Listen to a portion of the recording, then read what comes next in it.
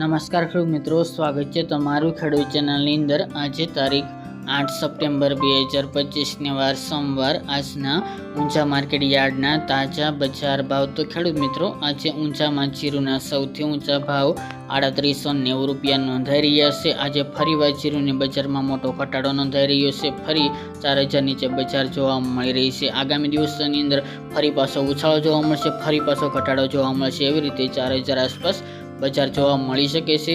તો ચાલો આપણે જાણી લઈએ કે આજે રાયડો, જીરું અને અજમાના ભાવ શું ચાલી રહ્યા હતા।